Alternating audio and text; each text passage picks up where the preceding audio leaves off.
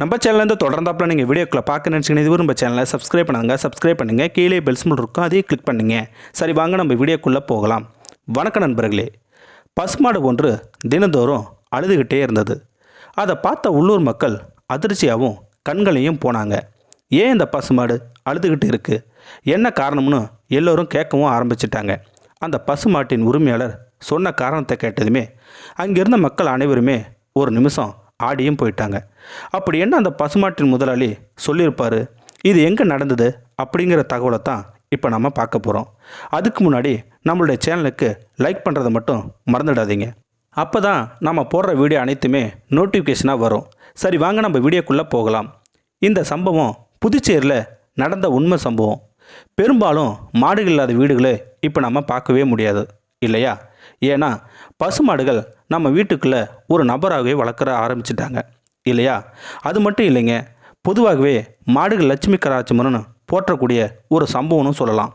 தமிழ்நாட்டில் மட்டும் இல்லை, உலகத்தில் அனைத்து வீடுகளும் ஒருவித நன்மைகளும் உண்டாக்கக்கூடிய மாடுகள் தான். பல ஏழ்மையான வீடுகளில் இருக்கும் நபர்களை காப்பாற்றக்கூடிய சக்தியும் கொண்ட மாடுன்னு சொல்லலாம் இல்லையா? ஒரு சில வீடுகளில் ஆடு, கோழி, மாடுன்னு வளர்ப்பாங்க. அதுலேயும் மாடுகள்னாவே அதிக லாபம் ஈட்டி தரும் ஒரு ஜீவன் கூட சொல்லலாம். இதுவே உண்மையான சான்று. இந்த மாடுகள் வைத்தே அதிக வருமானத்தையும் ஈட்டி வந்துக்கிட்டு தான் இருக்காங்க மக்கள். அதுலேயும் அத்தியாவசியம் ஆயிடுச்சு. ஏன்னா மாடுகளிலிருந்து கிடைக்கும் பால் மூலம் அதிகப்படியான லாபம் கிடைக்கும். சிறியவர் முதல் பெரியவர்கள் வரை பால் குடிக்காத நபர்களே இல்லை. இதுவும் ஒரு அத்தியாவசிய பொருளாக ஆகி போயிடுச்சு. வீட்டில் பால் பாக்கெட்டு இல்லைன்னா அந்த வீட்டில் சண்டையே வந்துடும். அந்த அளவுக்கு இப்போது இந்த உலகம் மாறி போயிடுச்சு இல்லையா? அது மட்டும் இல்லைங்க, மனிதர்கள் மாமிசங்களை அதிகமாக சாப்பிட ஆரம்பிச்சிட்டாங்க. அதிகமாக கறிகளை தான் அதிக அளவு சத்துக்கள் கிடைக்கிதுன்னு இந்த கறிகளை சாப்பிட ஆரம்பிச்சிட்டாங்க. முன்னொரு காலத்தில் கோழிக்கறி, ஆட்டுக்கறின்னு சாப்பிடுவாங்க. இப்போ மனிதர்கள் அனைவருமே எல்லா கறிகளையும் சாப்பிட ஆரம்பிச்சிட்டாங்க. முன்பு மாடுகளை ஒரு குடும்ப உறுப்பினராகவே வளர்த்துக்கிட்டு வந்தாங்க, ஒரு தெய்வமாக பார்த்துக்கிட்டு வந்தாங்க. இப்போ அந்த மாடுகளையும் கறியாக்கி சாப்பிட ஆரம்பிச்சிட்டாங்க இல்லையா? இதனால் எவ்வளோ சங்கடங்கள் உருவாதுன்னு புதுச்சேரியில் ஒரு முதியவர் சொன்னதுனால தெரிஞ்சுக்கிட்டோம். என்னென்னா, ஒரு வயதான முதியவர் நிறைய மாத பசுமாட்டை வளர்த்து வந்தார். அந்த பசுமாடு குறிப்பிட்ட நாளில் பசுமாடு கன்று போடுற சூழ்நிலைக்கு இருந்தது. அந்த பசுமாட்டுக்கு அதிகப்படியான வயசும் ஆயிடுச்சு.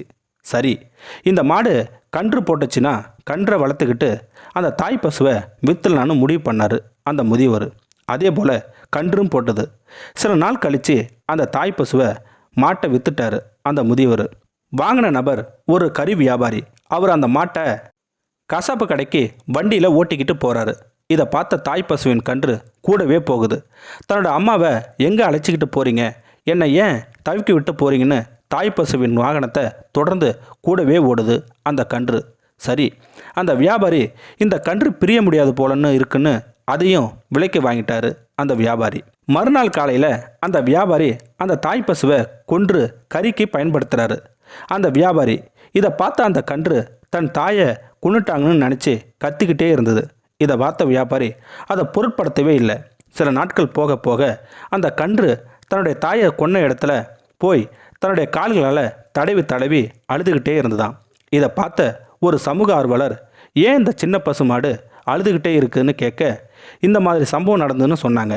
தன்னுடைய தாயின் இழப்பை தாங்க முடியாத அந்த கன்று தினந்தோறும் அழுதுகிட்டே இருக்குதுன்னு சொன்னாங்க அந்த மக்கள். இதை பார்த்த மக்களும் வியந்து பார்க்கவும், வாயில்லாத ஜீவனுக்கு இப்படி ஒரு பாச போராட்டமான நினச்சி எல்லோருமே வருத்தமும் பட்டாங்க. இதை அந்த சமூக ஆர்வலர் ஒரு ட்விட்டர் பக்கத்தில் பதிவிட்டிருந்தார். அதுக்கு அதிகப்படியான கமெண்ட்ஸ்களும் வந்துக்கிட்டே இருக்குது. அதிகப்படியான மாடுகள் தமிழ்நாட்டில் மட்டும் இல்லை, கேரளாவுக்கும் கறிக்கு பயன்படுத்திக்கிட்டு வராங்க. இதை தவிர்க்கணும்னு சொல்லிக்கிட்டு வராங்க சமூக ஆர்வலரும். உங்களுக்கும் இந்த வீடியோவுக்குள்ள கமெண்ட்ஸ்களை சொல்லணும்னு நீங்கள் நினச்சிங்கன்னா கீழே இருக்கிற கமெண்ட் செக்ஷனில் சொல்லுங்கள். அப்படியே நம்மளுடைய சேனலை சப்ஸ்கிரைப் பண்ணாதவங்க சப்ஸ்கிரைப் பண்ணுங்கள். கீழே பெல் சிம்பல் இருக்கும், அதையே கிளிக் பண்ணுங்கள். தேங்க்யூ ஃபார் வாட்சிங்.